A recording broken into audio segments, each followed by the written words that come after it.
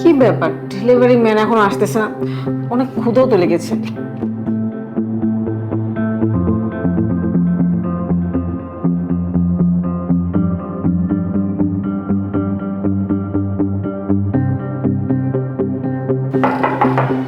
হ্যাঁ, দিয়ে যাও ভিতরে এসে। কি হলো, ভিতরে এসে দিয়ে যাও পার্সেলটা। সমস্যা কি ওর? কি ব্যাপার, কানে কি শুনতে পাস না? যে কতক্ষণ ধরে বলে যাচ্ছি যে পার্সেলটা ভিতরে এসে দিয়ে যা দিয়ে যা। কি ব্যাপার, প্রবলেমটা কোথায়? দে পার্সেল দে,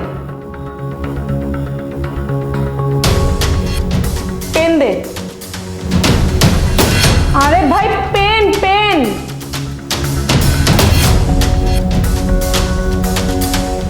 কি জ্বালা।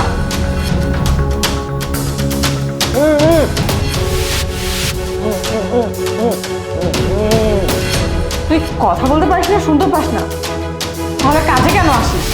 আমি বুঝলাম না, তুই যেহেতু কথা আর কানে দুটোই শুনতে পাস না, তাহলে বাসায় বসে থাকবি। শুধু শুধু আমাদের মতন কর্মজীবী যারা, তাদের কেন চালাস? আর আমিও বুঝি না এখনকার কোম্পানিগুলো কিরকম হয়ে গেছে, এইরকম এমপ্লয়ি তারা কেন অ্যাপয়েন্ট করে। এখন আমার একটাই কাজ রয়ে গেছে, ওই যে তোর মতন মানুষদের ইশারায় কথা বলবি আর সেটা আমি ট্রান্সলেট করবো। এটাই বাকি ছিল জীবনে, যে তোর সাথে আমি ইশারায় ইশারায় কথা বলবো। আর কোনো খেয়ে দিয়ে তো আমার কোনো কাজ নেই, তাই না? সারাদিন বসে বসে এই কাজই করি, যত সব ফালতু কোথাকার।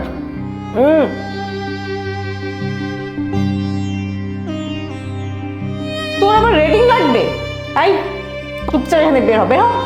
আর তোর রেটিং তো দূরের কথা, আমি তোকে তো চাকরি থেকে বের করে দিব। আমি তোর নামে কমপ্লেইন করব। টাকা 1 টাকাও তোকে দিব না। তোর নামে আমি কমপ্লেইন করে তোকে জব থেকে বের করবো, তারপর আমি শান্তি হব। এর আগে আমি তোকে কিচ্ছু টাকা পয়সা দিব না। বের হ, বের হ, বের হ।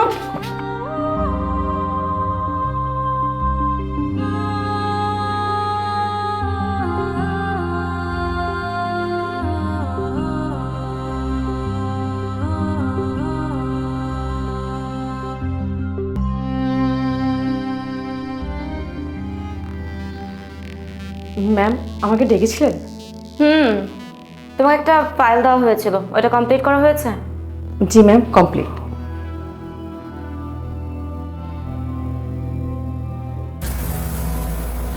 ওকে, দ্যাটস গুড। সো তোমাকে কালকে থেকে আর অফিসে আসতে হবে না। মানে ম্যাম, বুঝলাম না। মানে তোমাকে কালকে থেকে অফিসে আসতে হবে না? ম্যাম, আপনি কি বলছেন? আমি সত্যি সত্যি বুঝতে পারছি না। আপনি কালকে থেকে আমাকে জবে আসতে কেন মানা করছেন? আমি কি করেছি? আচ্ছা, কিছুই বুঝতে পারছো না। দাঁড়াও, তোমার ডাউট আমি 1 মিনিটের মধ্যে ক্লিয়ার করে দিচ্ছি। দেখো তো, ভিডিওটা দেখে কিছু মনে পড়ছে নাকি? ম্যাম, আসলে আসলে কোনো কিছুই না। আসলে দিনের পর দিন তুমি এরকম অন্যায় অফিসে করেই চলেছো। তোমার নামে এর আগেও অনেক কমপ্লেন এসেছিল, কিন্তু আমি শুধুমাত্র নিজের চোখে দেখতে চেয়েছিলাম যে তুমি কতটা নিচে নামতে পারো। তুমি হয়তো ভুলেই গিয়েছো যে অফিসের চারোদিকে সিসিটিভি আছে, আর সেই সিসিটিভির সমস্ত ফুটেজ কিন্তু আমার কাছে আসে। আমি এগুলোর পর্যবেক্ষণ করি। তুমি হয়তো মনে করেছো এতগুলো ফুটেজের মধ্যে তোমারটা হয়তো আমি খেয়ালই করবো না, কিন্তু তুমি ছিলে আমার বিশেষ নজরদারিতে, কারণ তোমার নামে এর আগে অনেক কমপ্লেন এসেছে। আর তুমি লাস্ট টাইম যে কাজটা করেছো, যেটা আমার চোখে পড়েছে, সেটা একেবারে আনটলারেবল। তুমি একটা ছেলের সাথে এরকম বিহেভ কিভাবে করতে পারো? তাও এমন একটা ছেলে যে কিনা কথা বলতে পারে না, কথা শুনতে পারে না। তুমি ওর ডেলিভারি চার্জটা পর্যন্ত দাও। তোমার মতো মানুষ না আমার অফিসের কোনো পোস্টেই চাকরি ডিজার্ভ করে না, আর এই জন্যই তোমাকে অফিসে আসতে হবে না। আর এটা না তোমার দোষ না, এটা তোমার মা বাবার দোষ, যে ছোটবেলা থেকে তোমাকে কোনো ম্যানার্স শেখাতে পারেনি। যাই হোক, তোমার সাথে আমি কথা বলে আমার মূল্যবান সময় নষ্ট করতে চাই না। তোমাকে এই চাকরিটা দেওয়ার থেকে একজন সৎ ইমানদারকে যদি আমি চাকরিটা দিতে পারি, তাহলে আমি অনেক উপকৃতও হব এবং আমি খুশিও হব। তাই ভালোই ভালোই বলছি, এখান থেকে সসম্মানে বেরিয়ে। প্লিজ ম্যাম, আমাকে লাস্টবার মতো একটা চান্স দিন। আমাকে জব থেকে বের করবেন না। I said get out. যাও।